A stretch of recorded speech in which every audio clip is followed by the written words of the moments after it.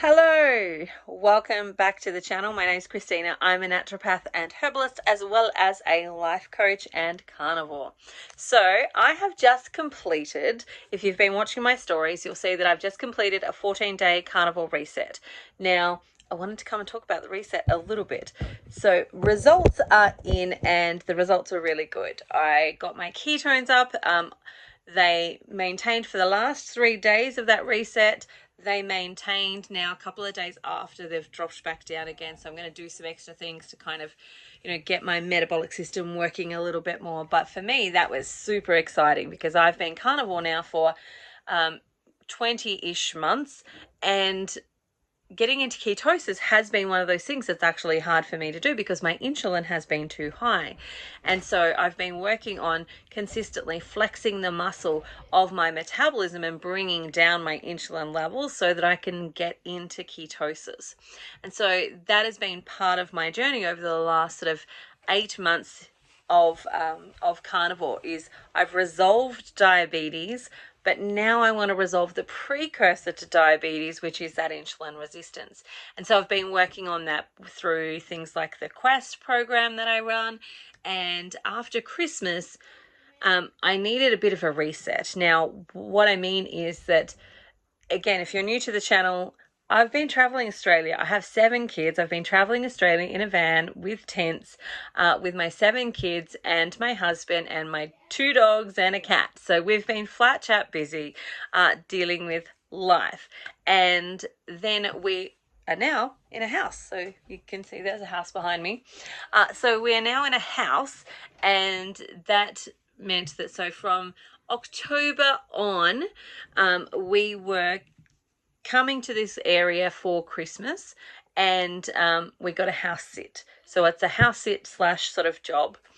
And with that, what that meant was that we would have a place to stay for Christmas. Because if you're traveling, if you're a nomad, you know that Christmas or school holidays tend to be really hard to find places to actually stay because everybody else goes on holidays with their kids. And so like all the caravan parks are full, all the other spots that you would normally go have been booked out. Like it's actually really challenging to get places to stay during those holiday periods. And so I wanted to let's try and just get somewhere over that whole period so that we don't have to be fighting with people who have got their kids on holidays to try and get a place. And when there's 9 of us, we usually have to get 2 spots, not just 1. And so we got a home to stay in over Christmas and into the new year. And that meant that my kids were jumping into activities from the local area. So they started doing the drama class and put on a play and, started, we've got friends here. So they were hanging out with their friends and lots of social engagements, as well as kind of defragging from travel and the lifestyle of travel. And everything else just kind of got put on pause. I continued to be carnivore during that period of time, but I wasn't doing the metabolic flexing that I had been doing for the last, 6 months with my 2 rounds of the Quest so far, where we practice getting our system into a place of metabolic flexibility. And so, like anything, it's a muscle, and in a sense it's like a muscle, and the more you flex it or the more you work it, the stronger and better it gets at being able to do it. And so for about 3 months I hadn't done anything. I just nope, we're settling in, we're going to social engagements, we're meeting people. It's often really hard to do some of these things while you're connecting and eating with people and trying to work out friendships and all of that type of stuff. So I just kept it at the bare minimum of carnivore. And then I got into, after Christmas, into the new year, and I'm like, I really want to get my focus. I've got goals for 2024, and a lot of them include fitness and health goals. And I really want to get in a jump start. And so I created a reset. So I took my Quest and I just squished it down into a 14-day sort of reset to get my metabolic system going. And then I went, hey, anybody else want to join me? So a couple of people jumped on the program and they did it with me, and we've just completed the 14 days together, which is amazing. And so there were some challenges in that for me because I had 3 of my bigger kids came to join me as well. And I am super proud of them because they completed it. Like, they've tried to do some stuff with me before and they've gotten halfway through and then they've maybe dropped off because the tantalizing sugar demon like grabs them, or there's something else that they want to eat, or there's an event that they want to go to, and so they were able to complete the 14 days, which was great. But there were a couple of days like towards the end, like the way that I had set it up was like the first week is kind of like feeding days where we're really feeding you up, and then the second week is more we're doing you know, some fasting, more fasting type days. So we did a liquid fast and we did a broth fast and we did a water fast and so on and so forth. And so for me, the super exciting part was that as we started to go into the liquid fast got me into the highest ketones that I've ever had, and a GKI score of like 1.5, which is like, I have never been there before. So I was super excited to get that. And then the next day was a turkey day, which meant that, you know, that's a lot of protein that generally is going to kick me out of ketosis because it's going to provide a easier accessible source of converting to glucose than pulling the protein off my body to do that. And so my ketones did drop, but I did not get out of ketosis. I stayed in ketosis. And then the next day was a water fast, which of course kept me in ketosis, which is again another new and exciting thing because I've done water fast before. And when your insulin is really high, you actually don't get those results out of a water fast. Like for me, when I was doing water fasts previously, what would happen is that my ketones pretty much a no-show. Like I might get 0.3 or 0.6, but certainly never anything over that 1.0 sort of space that we're really aiming to go for. And my glucose would go up because a water fast just stressed my body. And so my adrenals would stress and they would require some carbohydrates to actually feed them, or some glucose to actually feed them. So my body would go ahead and make that carbohydrate out of my own muscles because I wasn't providing it with any food in that sense, and I wasn't providing it with its primary fuel source because my body was still stuck in its primary fuel source of being carbohydrates or being glucose, and it hadn't switched to a primary energy source being ketones.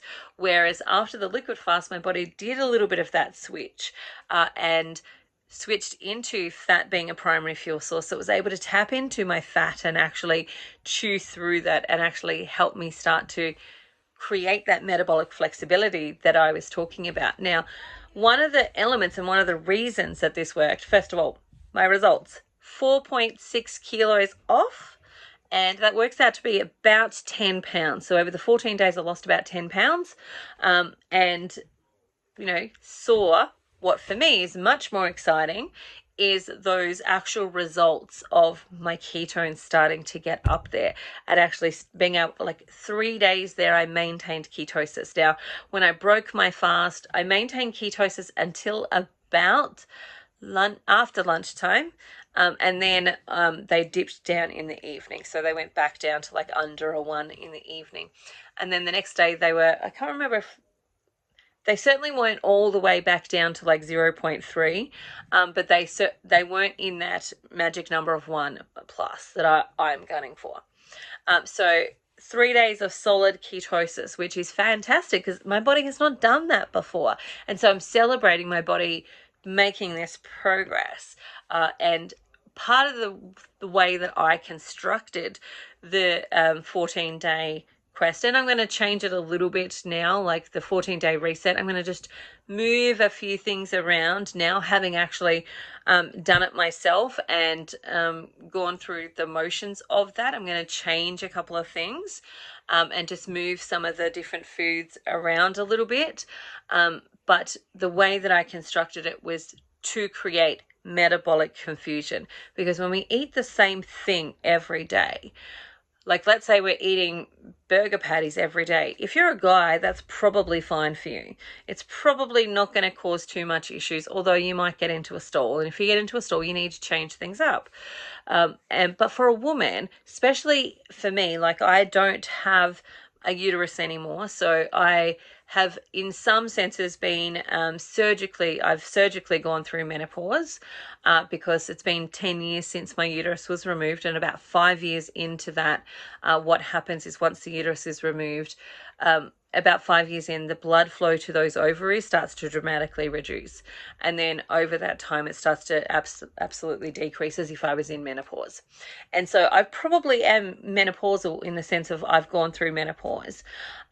I didn't have like the symptoms that, say, as a woman naturally going through menopause may have if she's had an unhealthy or a toxic body before doing that process. I certainly didn't have those issues, but there are other signs and symptoms that's what my body has gone through.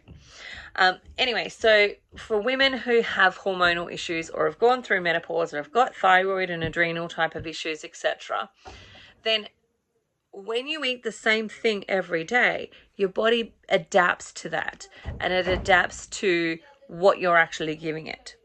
And so creating this metabolic confusion is essentially, if you look at it from, like, if you were to Google metabolic confusion, what would come up would be things like carb cycling, where in other elements of nutrition, where they're going to do a high carb day and then a low carb day and a high carb day and a low carb day. And that's how they're creating some of the metabolic confusion, is with utilizing some carb cycling. But from the perspective of a carnivore world, I don't want to bring high carbs in the sense of like grains and breads and muffins and all that type of stuff. So how can I create that same type of scenario? And this is what I thought to myself, same type of scenario where I'm creating that metabolic confusion so that the metabolism is always on its toes. Instead of being like super adaptive, where it's adapted to the way that I'm eating or what I'm eating, I'm changing it up all the time. So it's got to go, okay, what's coming in today? I've got to be active. I've got to be like strong. I've got to be flexible, versus stagnant and just doing the same thing every day. And so the way that I achieve that is by creating high fat days and low fat days, or high calorie days or low calorie days. Or exercise is another way that you can achieve that as well, by doing, let's say Monday, Wednesday, Friday, you did a HIIT activity where you're doing high intensity exercise. Then that's also going to help you to create a little bit of that metabolic confusion, where it's not happening every day, but it's happening this day and then this day and then, out of the blue, this day. And that can help too. So you can implement exercise as a part of that strategy and that tool as well. But essentially, so for example, I would do like a sardine day, which would be a low calorie day. It's actually pretty good on protein, but it is a low calorie day. And sort of a low fat day as well, if you don't have any butter with it. And then the next one would be like a feeding day. And so a feeding day would be like lots of protein, lots of fat day. And then the next day might be that liquid fast, where we did, bone broth. And so in a liquid fast, I did fatty latte, which was basically I just make a chai tea that's like really spicy, and I add a couple of egg yolks to it and then a bit of butter and then froth it up. So that's a fatty latte. Now, people do that with coffee. I don't really like coffee. That's why I don't drink it. But, I just use a chai tea for that. So that, broth, water, electrolytes, electrolyte jelly is kind of still classed as it. And so that's basically, kind of the stuff that we did for a liquid fast. And then we had, another feeding day, and we had like a broth fast where all we ate was broth with a bit of butter in it. And then it's another feeding day where we're like bringing in like lots of red meat or something else that's going to be a feeding and a fasting day. So we're doing this like, feeding fasting sort of process. And in doing that, what we're doing is creating that metabolic confusion. Is today a feeding day? Is it a fasting day? I'm not really sure. And that then keeps the metabolic system on its toes, and that helps to get to that place of a GKI under a 3, which is exactly where I want it to be on a regular basis. I want that to be there on a daily basis. But I've got to give my body grace, because it's doing the best it can with all of the history and all the things that it's been given prior to this actual moment. It's doing the best it can with all of that. And now it's been given something different. It's doing the best it can with those things. And it's going to take time for it to actually get to the place that I want it to go. And so it's exciting for me to have seen those 3 days of maintained ketones, where my body was in ketosis for those, or 3.5 days, it was in ketosis. That for me is a major celebration, because it means that I'm winning sort of the war on too much insulin, and my body is becoming more flexible and more has the ability then to adapt to utilizing ketones as a primary fuel source, and being able to then pull more of the fat off of my body. Because one of the things that I talk about with my Quest participants is that our first goal is not just to lose weight. Our first goal is to reset that metabolic system, because once we can get a primary energy source that isn't carbs, so we've generally got two primary energy sources, it's either carbohydrates / glucose, or it's fat. And so if we've spent our life doing it from a carb place where carbohydrates have been our primary energy source, and now we're starting to ask our body to have fat as a primary energy source, it takes time for it to switch the motor over to that. And there's going to be some challenges in the way of actually doing that as well. And we've just got to allow our body the grace and the patience to actually do that, and give it what it actually needs to flex and work that muscle a little bit more and switch over. And so that's what I'm doing when I'm doing these 14-day quests, or the 14-day resets, or the quest. My goal is to create that metabolic flexibility by working the body and working the muscles and helping it get over into that primary energy source of ketones. Because once I've got it into that place of I'm waking up in the morning with a ketone above 1, then that actually means that I am now using fat as my primary energy source. And once I've done that for a good, say, 6 weeks, my body's going to really fight to maintain those ketones, because it's adapted to using that as a primary energy source. It prefers that as its primary energy source. And so it's going to work to actually keep me there. And once I'm there from a food perspective, I've used food to get me there, and my body's used to actually doing it, I can then start to lower the amount of fat that I'm taking via my mouth. And actually at that point, my body will start to pull the excess fat off of my body and use that as its fuel, which is exactly what I want it to do. It's like unlocking the door to the fat cells in my body. Like, I've got oodles and oodles of energy on my body at this point in time, but it's been locked by insulin. Insulin is keeping that tightly locked, like a key's locking a door.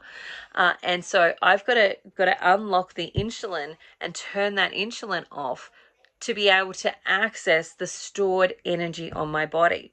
And that's what we want to do. Is the first part is to unlocking the door, which is turning down the insulin and getting into ketosis from it by eating enough fat to actually help me get there. And then once I've got that and my body's maintaining that, I can then start to do the second phase, which is lowering the fat that I'm consuming. So I don't need as much butter, I don't need as much animal fats, because I've got the fat on my body that I want my body to start unlocking and actually using. And now it has the ability to do that. And that's my long-term goal. And it's what I talk about in the quest. It's what I talk about in some of the education that I provide for carnivores and keto people. And that's a mentally challenging game. That game of getting to that place is mentally challenging, because you're not necessarily getting all the really short-term wins of like weight loss every day. You're not, for some people, you're actually gaining weight because you're putting on a little bit of weight as your body is actually switching over and changing and storing and building trust in you, and hormones are starting to balance and all of that type of stuff. So for some women, that's like super challenging, because it's like, I got into this game to lose weight. Like, if that's what their goal was, they got into it to lose weight. And to see the scales going up is incredibly challenging. And it's such a mental game for us, because we've spent so many decades of our lives believing that the number of the scale determines whether we're a valuable woman, whether we're a valuable person, whether we're worthy of love and affection and all of this other stuff. Like, it's all tied up with all this psychology as well. And so that's why I always recommend do it with a group of people who get it, who understand that this is not just the physical act of eating food. This is all the psychology, all the baggage, all the hurt, all the pain, all the shame, all the other stuff that is bundled into this journey is a part of the untangling process. And being around others that get it and understand it can be super impactful, especially because for most of us, our families and friend groups are not necessarily carnivore, and they're not necessarily supportive of it. They might actually be the complete opposite of being supportive of it. And so there's only so much you can actually talk about with those people around this particular topic and the challenges that you're actually facing in this space. But when you're with a group of other people who understand it, who also have those challenges, or might have some other strategies that they've found really helpful for them, then you're suddenly with a group of people that get it and understand it. And you can even have a whinge and they go, yeah, I know that you're not complaining about the diet. You're saying that there's some challenges here. Because if you have a whinge to somebody who's like, completely against it, then they're like, see, I told you this was a bad plan. And it's like, it's not a bad plan. It's just I'm having some challenges right now. Just like if I was learning to, be an Olympic weightlifter, I'm going to have some challenges with that. It's not going to be smooth sailing all the way through. There are going to be times where maybe I've hurt myself, or I've injured myself, or I've pushed too far. Or there's going to be times where I'm upset that I can't yet get to that next goal and it's taking me longer to get to that next goal. Like, anything that's worthy of doing or worthwhile of your time and energy is going to have some challenges around it. And this is no exception to that space. And so being around people that understand that can just be like, okay, I'm home. I'm home. I'm with people who get it. People that understand. I'm not alone in this, and so on. So I would highly recommend getting in a group to actually help you do that. But from the perspective of what I've been doing with the 14-day reset, that's why I did the 14-day reset, to get my metabolic system pumping again and kick off the new year, and help me see that actually there's been some absolutely mega astounding changes. While it sometimes feels like I'm not getting anywhere, my bloods are actually showing that I am, which is amazing. So I'm super excited about that. Watch this space. There's going to be more rounds of the quest this year coming up. I'm about to launch a carnivore. It's essentially the carnivore course, and it's going to talk about lots of these different topics. So we're going to take it and go, okay, what's the different definitions of carnivore? What fits into carnivore? What's the theology or thought process behind carnivore?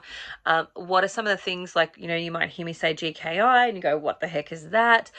Blood glucose, ketones. We're going to talk about BP. We're going to talk about all sorts of different things from that perspective. And so keep an eye out. The carnivore course is coming, but feel free at any point to come and jump into my carnivore support group, because you're welcome there anytime as well. All right, that's it for me today. I hope you have the most amazing day ever. If you have any topics that you'd like me to come and talk about, pop them below. I'd love to see you there. Remember, like, subscribe, share with a friend if you need to, and I'll talk to you again soon. Bye for now. See you later.